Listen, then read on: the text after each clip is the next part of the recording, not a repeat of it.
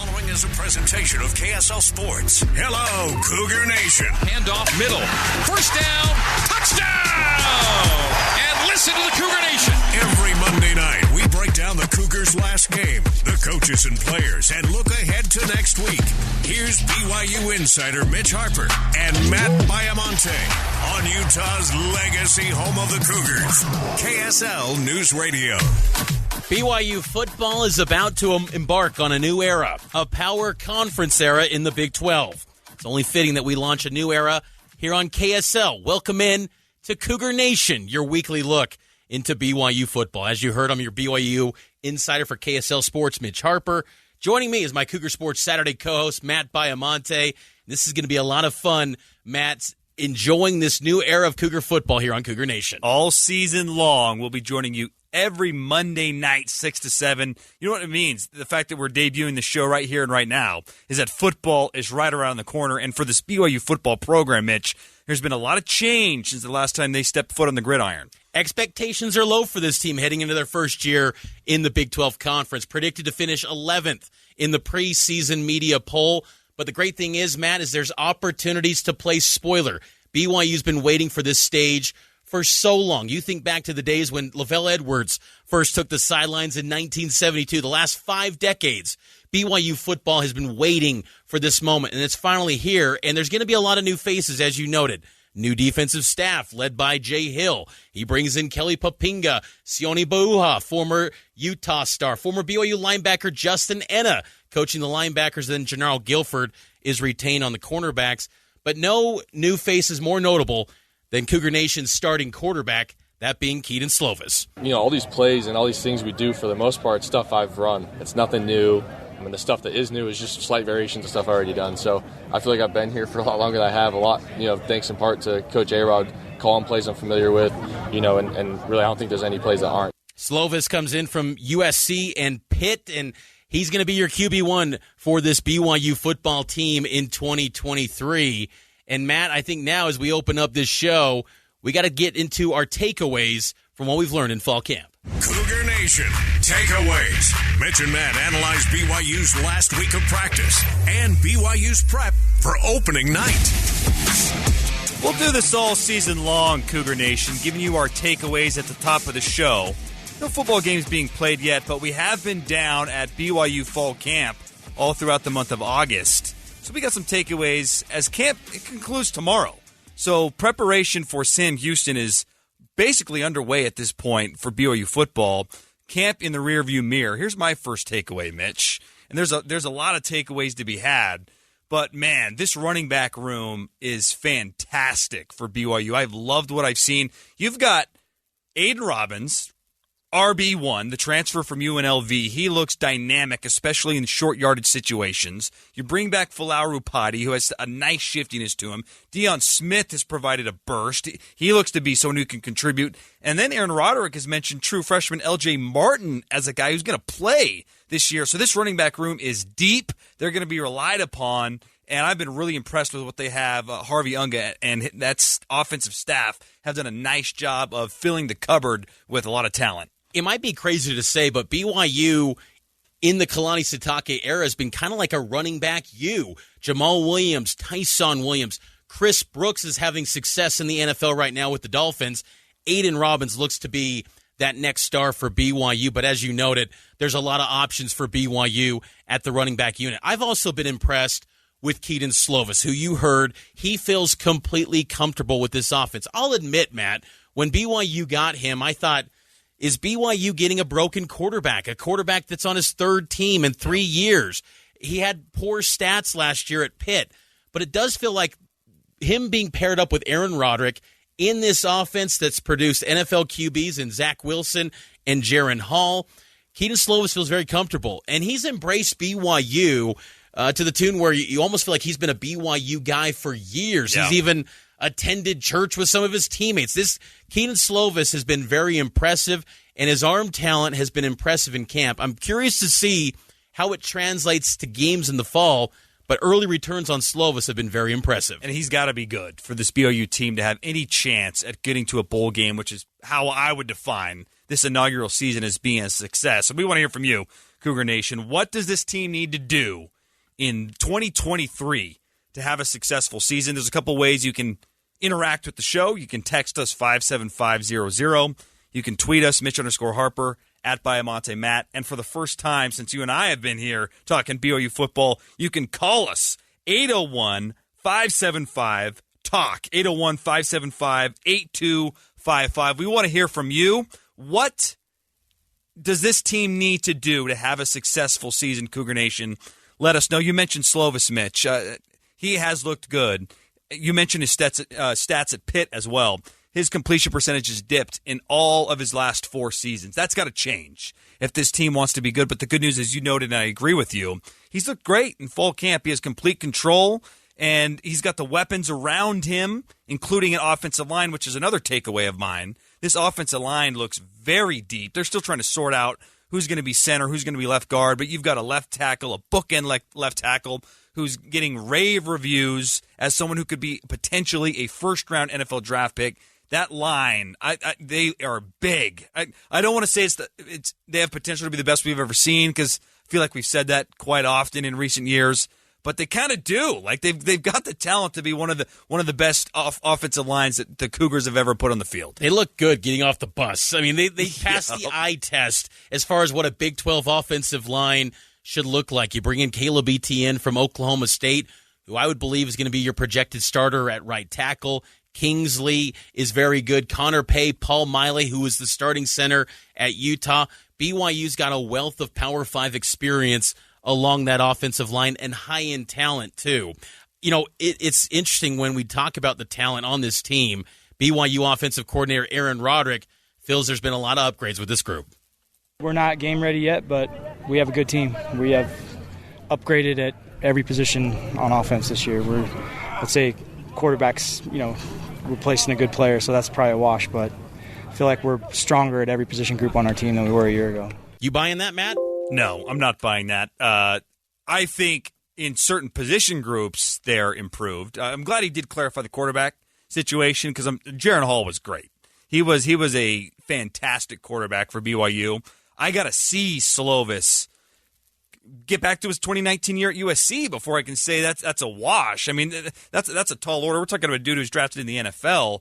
But offensive line, they could be an upgrade. Running back, I think so. Wide receiver is the one group where they've got the talent. Can they stay healthy, and will it come together? I'm not quite ready to say that's a complete upgrade, because last year they had some nice production as well, but they bring some of those guys back. And you lost Puka Nacua, who's maybe the second best receiver. He got in held program out history. of the second preseason game. The Rams think that highly of Puka that they're like, we don't want you to play anymore. We know what you can do. It's hard to envision BYU's wide receiver unit being an upgrade from last season. But I will say, to Roderick's, what he's been saying about the upgrades, I think there's more options. There's more depth. Last year, you saw a lot of injuries to the wide receiver unit, and BYU never had its full collection of talent, and there was some glaring weaknesses in that receiving unit. This year, it feels like there's some more depth when you add in UConn transfer Keelan Marion, who might be the best deep threat in that receiver unit. You bring in Darius Lassiter from Eastern Michigan. You bring back Cody Epps, who had a brief stint in the transfer portal for about 48 hours.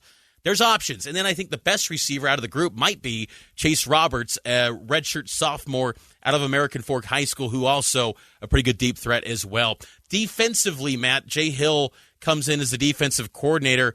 I've been very impressed with his intensity in practice. He's very vocal on these practice fields. Yeah. What have you taken away from the defense? It's been great. The energy's been fantastic, and all the players and coaches say this is going to be a new scheme. It's going to be a new look. They're going to be aggressive. That's a word we've heard over and over again, aggressive. That's got to be music to the ears of Cougar Nation to have a change of pace defensively. I think we're going to see that in less than 2 weeks. Last year was bad defensively. I mean, I think Cougar fans and Cougar Nation were ready to pull their hair out, and many times last season with the conservative approach to the defense. This year, that's going to change. There's going to be games where BYU gives up a lot of points and gives up a lot of yards.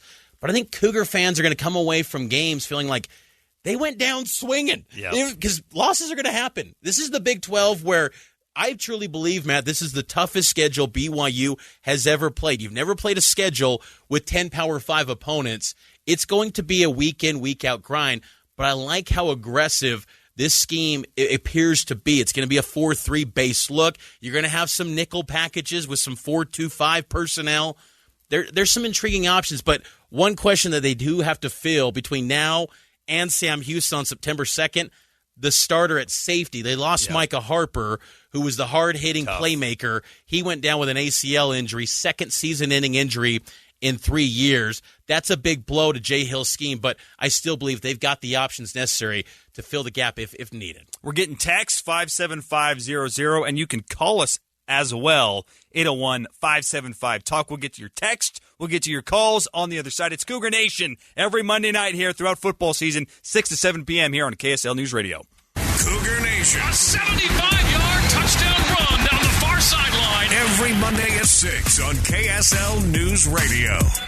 Mitch Harper, Matt Baiamonte with you on this maiden voyage here on Cougar Nation. And one of the reasons we wanted to launch this show throughout the BYU football season is because we want the voice of Cougar Nation heard in this special era of Big 12 play for the Cougars. And that means we're going to have phone calls as part of this program. And let's get out to our first phone call. We got Tyson, who wants to talk about the loss of Micah Harper to BYU secondary. What's your takeaways on the loss of Harper, Tyson? Well, Mitch, every time that I look at Micah Harper's name on Twitter, my mind would automatically reset to make it look like it was named Mitch Harper. But I'm a little bit concerned about the secondary. The Big 12's got a lot of good passing attacks. They've got a lot of good receivers, and I'm just wondering from what you guys have seen from practice if BYU is going to be pretty decent in the defensive secondary, because especially with the loss of Micah Harper, I have my concerns. It's a fair concern. I think as far as secondary goes on the outside, I love what I'm seeing from Eddie Heckard. I love what I'm seeing, Tyson, from Jacob Robinson. They're going to be good. And I think one thing that brings me a little optimism and hope is Jay Hill on numerous occasions has pointed out Talon Alfrey as a guy, even before the loss of Micah Harper, as someone who's going to contribute in a big way. No doubt Harper's a big loss, Mitch, but I think Alfrey is someone that this staff is really high on. Up on KSLSports.com, I put together a lot of the personnel that are options for this BYU team at safety.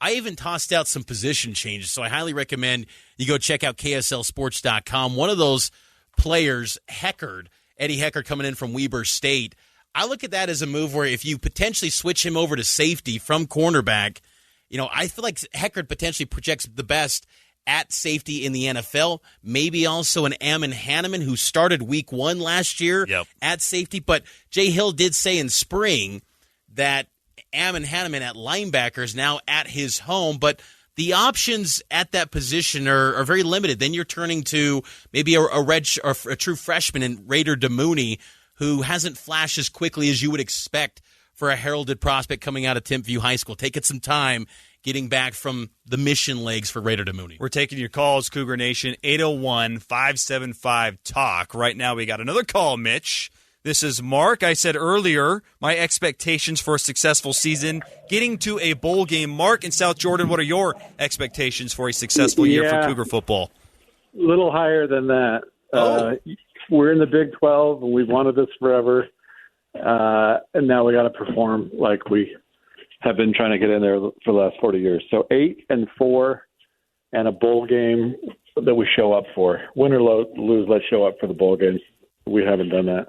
I like that and take. Puka Nacua is a big loss for sure, but he I remember him as a Cougar dropping the Notre Dame catch that would have maybe won that game. So I don't disagree that we're probably better off as a receiving core. Thanks for that take, Mark. Line. Thanks for that take, Mark. 8-4 for BYU. You can draw up a path, Matt. Yes. This schedule, first year in the Big 12, there's a lot of tough games. But I will say this. Don't put Kansas on the list. Kansas got an explosive offense. They've got a nice quarterback. I think there's going to be a lot of pressure to perform well in that debut Big 12 game, September 23rd, and all the action, of course, will be heard here on KSL News Radio. But there's some games where it's 50-50 football every single week, and the margins are thin for BYU. But if they can maintain the health, and I know Micah Harper's loss, that's not a good start when it comes to maintaining your key personnel, but you can drop a path to BYU getting 8 wins in year one of the Big 12, I think. Absolutely. But to set that as the expectation, to me, that's a little unrealistic, and you're setting yourself up for a potential heartbreaking season. Like, let's not forget, other teams that have made this transition to big boy football, one right up the street from us here in Salt Lake City, did not get to a bowl game in their first year. Okay, so keep that in context. They did in their first year. It was the second years year. 2 and 3 they did it. Yeah. So, look, it's not easy to make the jump, and to getting to a bowl game with this type of competition it's a tall task. And I think down the road, 8-4 is more fair. But in your first year going to the Big 12, where you have more Power 5 teams than you've played ever, 6-6 would be very nice. I will say, though, I think knowing that Utah is joining the league next year, it puts on a greater pressure, I think, to this program to have an impactful year one, to where you let it be known to the recruits out here locally that BYU is ready to play at a high level in the Big 12. Utah, I think, is coming in thinking they're just going to step into the Big 12 and be this Goliath from day one. I disagree with that. I think there's really good football in the Big 12. You look at what TCU's doing from a recruiting perspective. They're a top 20 recruiter. Sonny Dykes isn't slowing down anytime soon. I think Baylor's going to be really good this year. UCF could be maybe a potential juggernaut in this league with the Florida background. So, but I think that adds an element here where there is this quicker sense of urgency to perform well because Utah, the rival, is joining in 2024. Yeah, and look, BYU is on a very good run of success since the COVID-19 pandemic. Like, they used that year to their advantage. I know the competition wasn't great, but they had a great year, and there's been momentum ever since. Last year, maybe a slight step backwards, but still enough positivity there, especially with the NFL draft success, that on the recruiting trail, there's momentum. And you're right, Mitch, it's a great point, that if they take a step back in this first year, they could be undoing a lot of goodwill that they've built up on the recruiting trail these past couple of years. So there is added pressure with expansion to at least get to 6-6. 7-5, 8-4 would be much, much better. There's an example last year, too, in the Big 12 of a team coming out of nowhere and getting to the national championship. That was TCU. Yep. They went 5-7 in 2021. Last year, undefeated, got to the Big 12 title game, but then ended up in the playoff and played in the national title. I'm not saying BYU's going to have that, but this league, that's what's great about the Big 12. Even with this 1 year with Texas and Oklahoma on the schedule, it feels like anyone can win it. And I feel like the Big 12 Conference is just kind of this fan-friendly league where any game, anything can happen. And I think that's why a lot of people are very interested to see what this new iteration of the Big 12 can look like in 2023. Yeah, and it's fair to be hopeful in that regard because we've seen it the past couple of years. Like 2 years ago, Baylor and Oklahoma State were clawing to the bitter end to see who's going to win that Big 12, and neither of them was even in the thick of it last year with TCU and K-State. So it's the Big 12 is up for grabs, like you said, but we also have to set expectations properly. Let's not forget that this is Power 5 football. BYU has never played a season as a Power 5 team. That's upcoming. And so I'm all for, look, 8-4 to me, I don't know if I'm ready to pick that. I definitely think it's doable, but I'm not going to say anything short of 8-4 is a disappointment because that is unfair to the task, because it's a tall task, Mitch. If this roster was playing an independent schedule or the Mountain West or WAC, I'd feel comfortable saying this is a 10-win team. Yeah.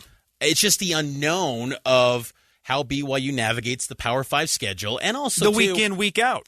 And also BYU has had a lot of issues with injuries. Last year, they were 130th nationally in the amount of different starters they had last year. Some of that was coaching decisions, yes, but a lot of that was injuries. And that's why Kalani Sitake revamped his strength and conditioning staff. They brought in Ryan Phillips from Purdue, brings in a new individualized approach. They've also got Doc Skylar Maine. They've got a lot of new people in that performance staff.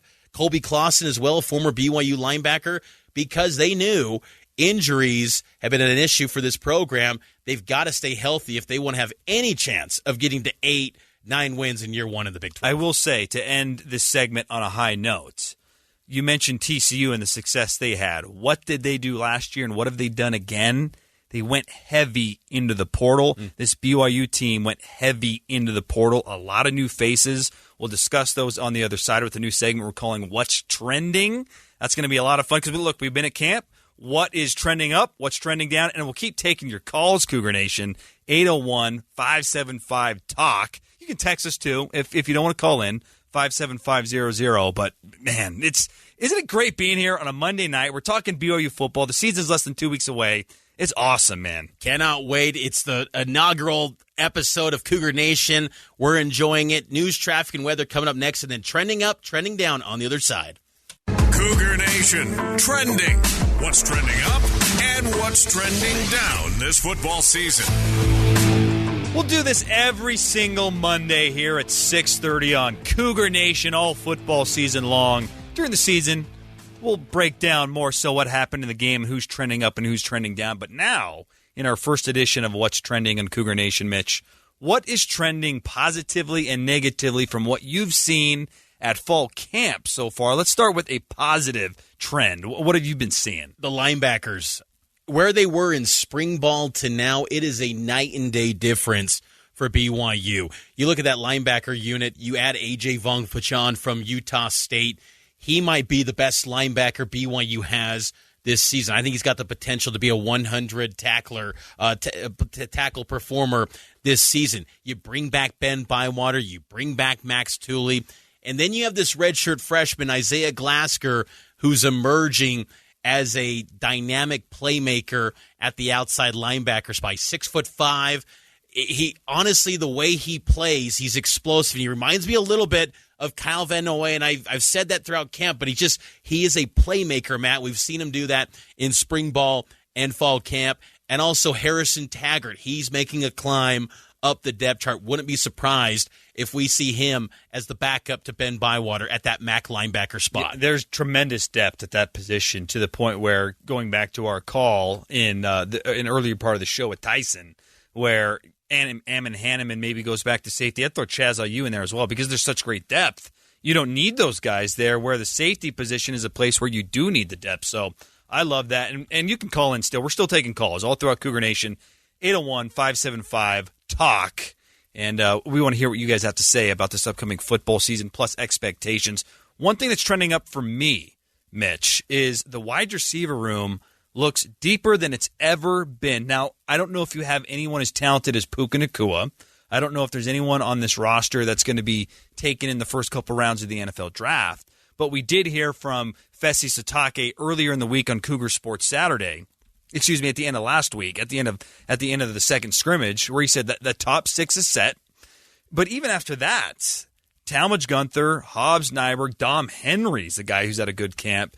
There's guys even after the top six that you would be comfortable playing in Big 12 football games. So I love the depth in that wide receiver room, and it's definitely trending up. It might be a case, too, of BYU offenses of old, where you might have 7, 8, 9 pass catchers that maybe there's not one clear-cut star, but there's a lot of guys that can run great routes, they can get open, they can create separation, and they can make some catches. And I think that might be a calling card for this BYU wide receiver unit that seems to be definitely trending up. What's maybe an area that you feel could be trending down as 3 weeks have passed during fall camp? Well, I just hinted at it, but it's safety depth. Losing Harper is such a tremendous blow on many levels. One particular area that concerns me, this has not been talked about enough, is that when you're pairing a safety combination, you're looking for complementary skills, which I felt like BYU had with Malik Moore, who is a rangy sideline-to-sideline cover guy, and then Harper was that hard-hitting, run-stuffing safety, a good complement of skills. You lose Harper, I don't think there's anyone else currently in the safety room that brings the boom like Micah Harper does. Look, I'm excited for Talon Alfrey. I can't wait to see what he can do, but his style of play is more similar to Malik Moore than I would say it is to Micah Harper. So that safety depth is a big concern, and losing Harper makes it an easy choice for me as an area that's trending down. An area that's trending down for me is just simply easy access to bowl eligibility. Matt, maybe I took it for granted and just assumed BYU was always going bowling, but I just always felt that every year in Independence, yes, there was tough games, but it always felt like there was 6 wins cooked into a schedule. Unless you had a complete disaster of a year like you did in 2017, BYU was going to find its way to get to a bowl game, and that's no longer the case. I mean, you're going to go 10 straight weeks of tough games. And look, there's going to be some team in here that people are talking up such a pedestal and that it might not play out, like maybe Texas, maybe Oklahoma, maybe TCU is a flop. K-State? Maybe. But the thing is that this league just has a lot of personnel that maybe it's recruited at a higher level based on the star metrics than BYU. I think that's just the easy access to the postseason. Maybe it's trending down. But the thing is, I think it'll be more rewarding for Cougar Nation to see BYU qualify for a bowl game this year and the years to come, because you probably have to go back to, the early years of the Bronco Mendenhall era to point back to when you enjoyed or celebrated BYU qualifying for a bowl game. I remember Bronco in 2005 against Wyoming. They got to a bowl game and it ended a 3-year drought. It's been a long time since you really enjoyed the journey, because before it was, if you don't go undefeated, you're going to New Mexico or you're going to this bowl game that ESPN owns. Now there's kind of all these unique options with the postseason that ensures you're going to play a Power 5 team, but you got to get to that 6 wins to make that happen. Let's end what's trending on a high note, Mitch. One thing that is trending up for me, and look, I could just be blue-goggled here, but I feel like the kicking game has been trending up from what we saw in spring football. In particular, Will Farron has impressed me as a guy who, he was the long kicker on kickoff duty for the Broncos last year up in Boise State. Hasn't taken a lot of field goals, but he has a much better pop off the kick. And to your point about bowl eligibility and how slim the margins are, I went back and looked at TCU's magical run last year. They were 5-1 in games decided by 7 or fewer points. And their kicker, Griffin Kell, he was 17-19 on field goals. They had a backup kicker go 1 of 2. One of the 3 kicks the Horned Frogs missed all year long came in the Big 12 championship game, in a game that they lost by 3 points. So at the highest level of college football, the margin is razor thin. You need to have a kicker who, when you're in field goal range, and look, it's not going to be as deep as it was with Jake Oldroyd, but if you're 43 yards and in, you got to feel like you can come away with points, because that could be the difference between 4-8 and 8-4.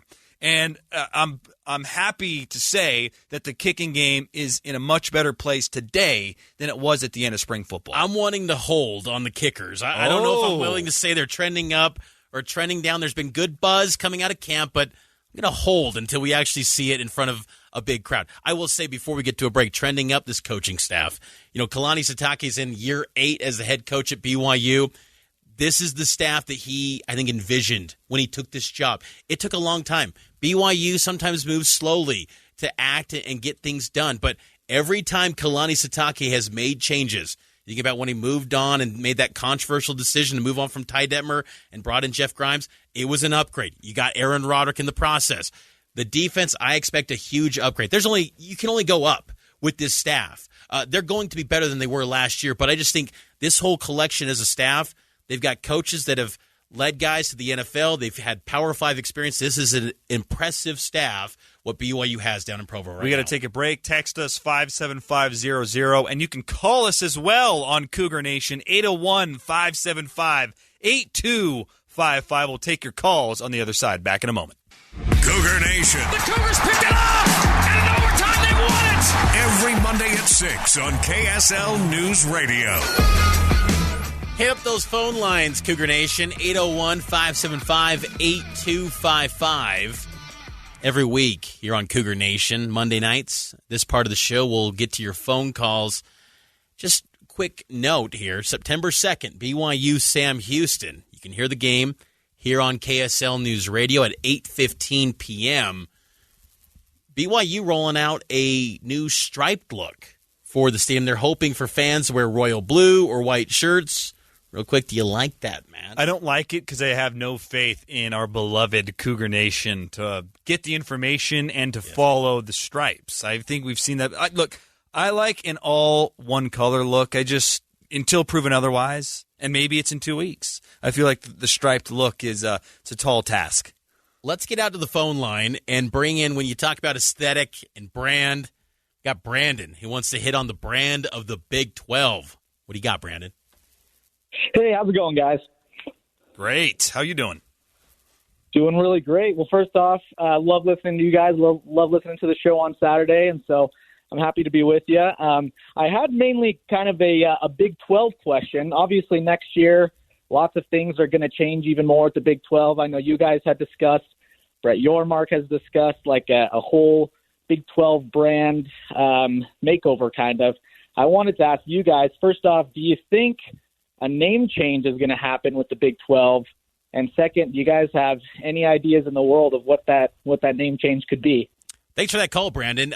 I do expect a name change from Brett Yormark and his team. They've tweaked some of the branding of the league. You know, it was interesting last summer when I was out there in Texas for the Big 12 meetings when Bob Bowlesby was the commissioner. They were pretty adamant to stay with the Roman numerals Big 12. But I get the sense that Yormark is going to maybe make a change. He's a big brand guy.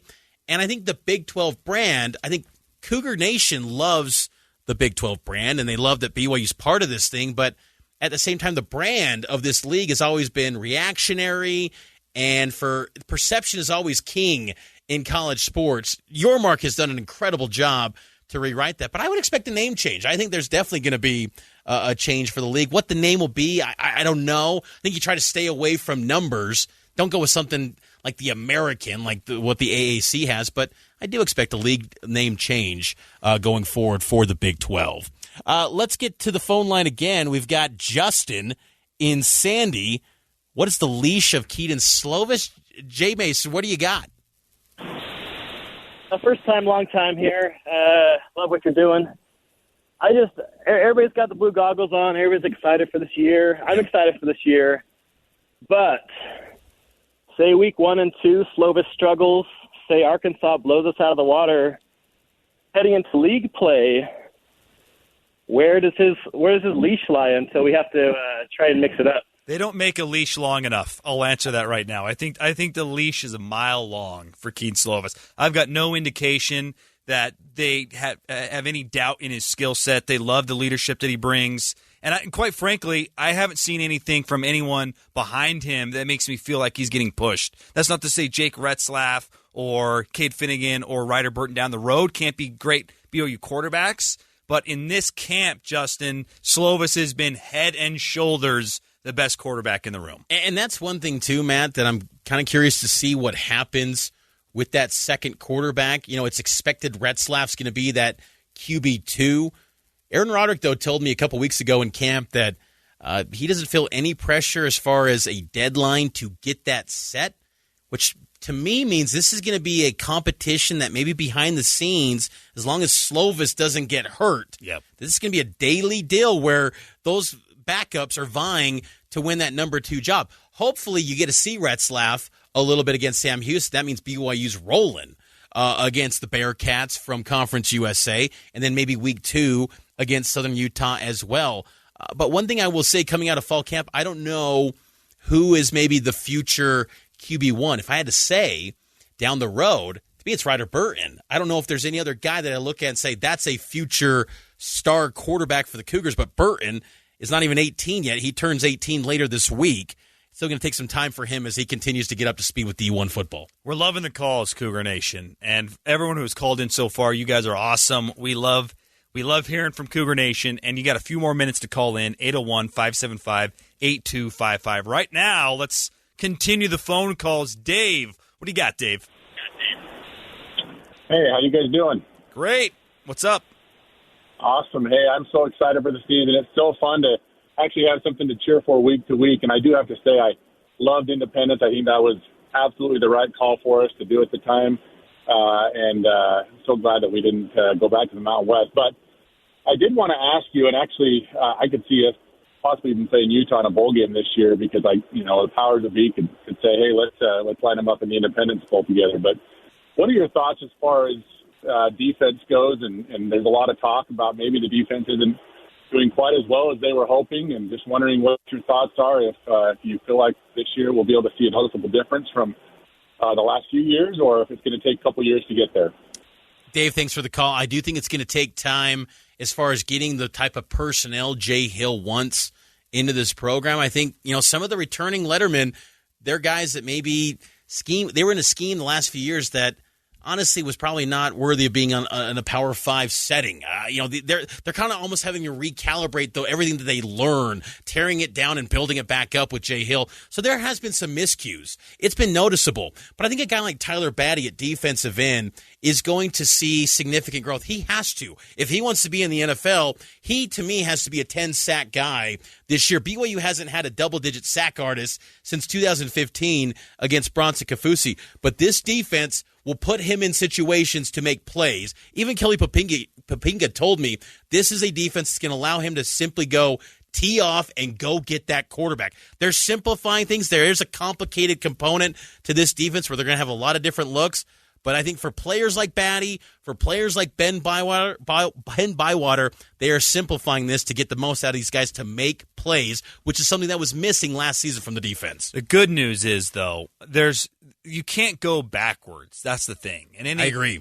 Even if they are an average defense, let's say they're top 60, Mitch, that is a remarkable improvement from what they did last year. Because listen to this. These are some very interesting stats here. Defensively last year, BYU was 117th in the country in points allowed per drive, 97th in yards per play, and 114th in available yards gained per play. Like, any metric you want to use and slice and dice, this defense was bad. And so, look, I think we'd all love overnight for this defense to get back to what we saw in the Bronco era, which was at times a top 10 defense. That's not going to happen. But if this defense can finish somewhere in total defense around, 50, 60, 70, maybe that's enough to get you to 7-5, 8-4, which would be a great year. 801-575-8255. Hit us up if you want to get in on this first edition of Cougar Nation. But going back to the defense, I do think personnel-wise, it will take time. And I think you're seeing inroads with what Jay Hill's doing on the recruiting front. You got Therian Alexander, a cornerback from Georgia, who had Power 5 offers. He's in the 2024 recruiting class. You also got Jonathan Cabaya from Texas, who had a list of P5 offers.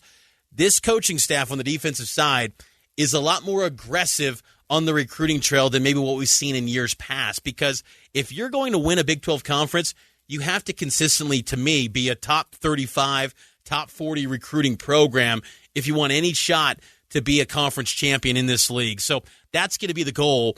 And Jay Hill, one of the best recruiters out west. When he was at Utah, he was considered one of the top recruiters in the Pac-12 conference. So there's a pedigree there with Jay Hill, and he is aggressive. The way he assembled this defensive personnel this season, it was a little bit cutthroat, where they were recruiting over some guys or having hard conversations saying, hey, this is where it stands. You're probably not going to play this year. And they had to have those difficult conversations to get the necessary talent in here to put them in a spot that they can win ball games in year one in the Big 12. Yeah, let's not underestimate the job he's done now. You talked about the future. Well, what about the now? Like, on the starting unit, A.J. Vong-Pachon. No question. Jay Hill brought him in. Eddie Heckard, Jay Hill brought him in. Jackson Cravens with Kelly Papinga. Zay Bagna, also with Kelly Papinga. That's 4 guys, and there could be even more that are in that top 11 defensively that are new to the team this year. So he's made a remarkable let me back up. Remarkable might be too strong of a word,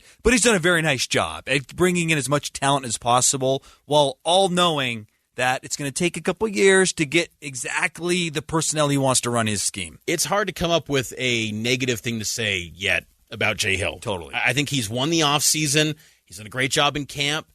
There has been moments where this defense has looked behind compared to the offense. Well, they should. And as they should, because I think this offense, they have an identity. The defense, we don't know what it is yet, but it's trending up. It feels like it's going in the right direction, and BYU is going to be better off in the long run with this group. I think Jay Hill was a home run hire this offseason, and I think BYU is going to be well served having him in this program hopefully for the Cougars' sake, years to come, because he's a heck of a coach. And look, a lot of those names that I just ripped off, they weren't they weren't playing in spring football. And Keaton Slovis and a lot of the offensive guys were. Aiden Robbins wasn't, but the defense, I'm not going to be concerned until I see what happens after the first couple weeks. Big thanks to our producer, Nate Slack. Big thanks to you, Matt. And big thanks to you, Cougar Nation, for this first edition of the show. Again, Mondays, 6 to 7 every week. It's Cougar Nation, and it's right here on the legacy home of the Cougars, KSL News Radio.